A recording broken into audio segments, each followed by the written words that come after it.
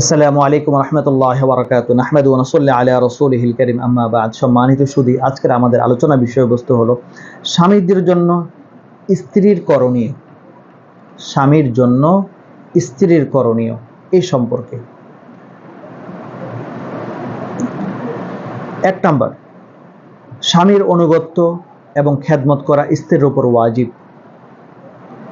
হাদিসের মধ্যে আল্লাহ রাসূল সাল্লাল্লাহু আলাইহি ওয়াসাল্লাম ইরশাদ করেন যে আল্লাহর অনুসরণ, রাসূলের অনুসরণ করার পরে তারপরে একজন স্ত্রীর দায়িত্ব হলো স্বামীর খেদমত করা। এই স্বামীর খেদমত করা প্রত্যেকটা নারীর উপর ওয়াজিব। যদি কোনো নারী তার স্বামীর যদি খেদমত না করে তাহলে সে অবশ্যই পাপ কাজের মধ্যে লিপ্ত হবে। তবে এই জায়গার মধ্যে স্বামী যদি কোনো নারীকে কোনো পাপ কাজে করতে বাধ্য করে তাহলে ওই জায়গার মধ্যে স্ত্রী স্বামীর অনুকরণ করবে না। স্বামী স্ত্রীর অনুকরণ ওই সময় করবে যখন স্বামী তাকে নেক কাজ এবং ভালো কাজ করতে বলবে, ওইগুলি সে অনুকরণ করবে। যেমন স্বামী যদি বলে তাকে নামাজ পড়া যাবে না, তাকে রোজা রাখা যাবে না, তাকে পর্দাপুশিদা মোতাবেক জীবন যাপন করা যাবে না, এমত অবস্থায় স্বামীর অনুসরণ করা যাবে না। এই অবস্থায় আমাদের দায়িত্ব হলো, স্ত্রীদের কাজ হলো যে কোনো মূল্যে হোক স্বামীকে বুঝিয়ে হোক যে নামাজ ফরজ, রোজা ফরজ, এগুলি ইসলামের শিয়ার, এগুলিকে আমাদেরকে পালন করতে হবে। আমি একজন মুসলিম, এগুলি পালন করে আমার জীবনকে অতিবাহিত করতে হবে। এই জায়গার মধ্যে স্বামীর অনুকরণ করা যাবে না।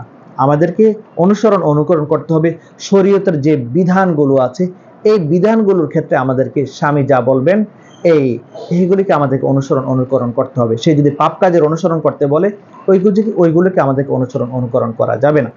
দ্বিতীয়ত হলো, একজন স্বামীর জন্য স্ত্রীর দ্বিতীয় করণীয় যেটা আছে, যে একজন স্ত্রী স্বামীর নিকট তার সাধ্যের বাহিরে কোনো জিনিস চাইবে না। তার সাধ্যের বাহিরে কোনো খাবার হোক, পোশাক আশাক হোক, এগুলো কখনো তার কাছে চাইবে না। যেমন আমাদের সমাজের মধ্যে দেখা যায় যে নারীরা কি করে, যদি দেখে যে তার পরিবারের অন্যান্য সদস্য যারা আছে তারা বিভিন্ন ধরনের ভোগ বিলাস করে, তখন ওই নারীরা তার স্বামীদের উপর প্রেশার করে যে আমার পরিবারের লোকেরা তারা তো এরকম ভোগ বিলাস করতেছে, তুমি পারো না। এমত অবস্থা তখন ওই স্বামী কি করে, এই ভোগ বিলাসের দিক অনুসরণ করতে গিয়ে সে তখন পাপ কাজের মধ্যে লিপ্ত হয়ে যায়, হারাম কাজের মধ্যে লিপ্ত হয়ে যায়। এই জন্য স্ত্রীদের দায়িত্ব হলো স্বামীদেরকে এমনভাবে প্রেশার না দেওয়া, অর্থাৎ স্বাভাবিক জীবন যাপন করার ব্যবস্থা যাতে করে স্বামী করে, এরকম কোনো কাজ না করে। তার আয় যেরকম ব্যয় ওরকম, সে তার আয় এবং ব্যয়, এটা তো আপনি জানেন, ভালো করেই জানবেন আপনার স্বামীর কতটুকু আয় আছে, এই অনুপাতে তাকে আপনি বাজারঘাট হোক, আপনার প্রয়োজনীয় জিনিস হোক, আপনি তাকে বলার জন্য চেষ্টা করবেন। এর বাইরে আপনি তার উপর কোনো প্রকারের চাপ প্রয়োগ করবেন না। যদি আপনি আপনার স্বামীকে বলেন যে আমাকে খাবারের জন্য তোমাকে বুফে নিয়ে যেতে হবে, তোমাকে চাইনিজে নিয়ে যেতে হবে, ভালো ভালো রেস্টুরেন্টে নিয়ে যেতে হবে, যদি আপনার স্বামী যদি এগুলি না নেয়, তার কারণ তার কাছে তো অর্থ নাই, সে কিভাবে নেবে? তখন সে কি করবে? তখন সে অন্যায় রাস্তা অবলম্বন করবে। সে যদি চাকরিজীবী হোক বা ব্যবসায়ী হোক, তখন সে হারাম কাজের মধ্যে সে হাত দিবে, কারণ আপনাকে আপনার মনোরঞ্জন করার জন্য তখন সে হারাম রাস্তাকে বেছে নেবে, আর হারাম রাস্তা বেছে নেওয়ার মাধ্যম হয়ে গেলেন আপনি। এজন্য এরকম কোনো কাজ করা যাবে না। তৃতীয়ত হলো, স্বামী অপছন্দ করে এরকম কোনো পুরুষ বা নারীকে স্বামীর অনুমতি ব্যতীত ঘরের মধ্যে প্রবেশ করানো নিষেধ। আজকে আমাদের নারীদেরকে দেখা যায় যে স্কুলের বন্ধু, স্কুলের বান্ধবী যারা আছে তাদেরকে নিয়ে কি করে, তখন তাদের সাথে সবসময় টেচিং করতে থাকে, তাদের সাথে ফেসবুকে তাদের সাথে কথাবার্তা আদান প্রদান করতে থাকে। এক সময় দেখা গেছে যে আমার বাল্য বন্ধু স্কুলের মধ্যে পড়াশোনা করেছি, এখন তাকে দাওয়াত করে, যার ফলে এগুলি যখন দেখে তখন স্বামীরা কি হয়, রাগান্বিত হয়ে যায়, তখন তারা সন্দেহ করে বসে স্ত্রীর উপর। এরকম কোনো কাজ আমরা করব না যার দ্বারা স্বামীরা স্ত্রীদের উপর সন্দেহ পোষণ করে। সন্দেহ যখন চলে আসে তখন দাম্পত্য জীবনের মধ্যে অশান্তি সৃষ্টি হয়। সেখান থেকে ইনশাআল্লাহ আমরা আমাদের যে মা বোনেরা আছেন আমরা বেঁচে থাকার জন্য চেষ্টা করব।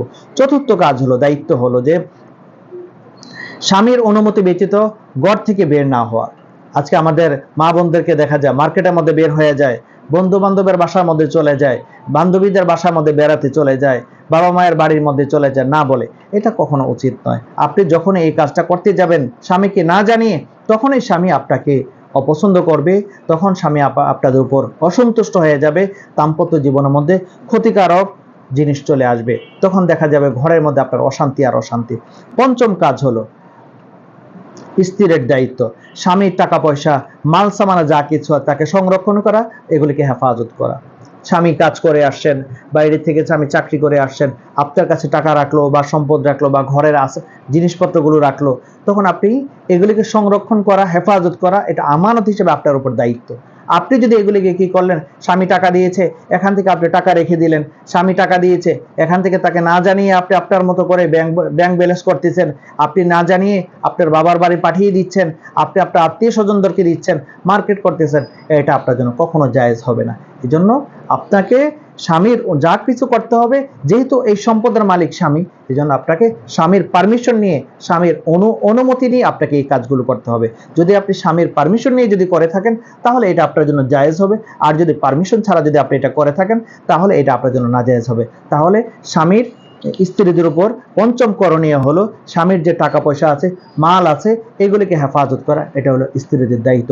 আল্লাহ তাআলা আমাদের প্রত্যেকটা মা বোনকে তার যে 5টা বিষয় নিয়ে আমরা আলোচনা করলাম, এই স্বামীর জন্য স্ত্রীর করণীয় যে 5টা বিষয় আছে, এই 5টা বিষয় আমরা সবাই স্মরণ রাখবো এবং এই অনুপাতে সবাই আমল করার জন্য চেষ্টা করব। আল্লাহ তাআলা আমাদের মা বোনদেরকে সে তৌফিক দান করেন, আমিন।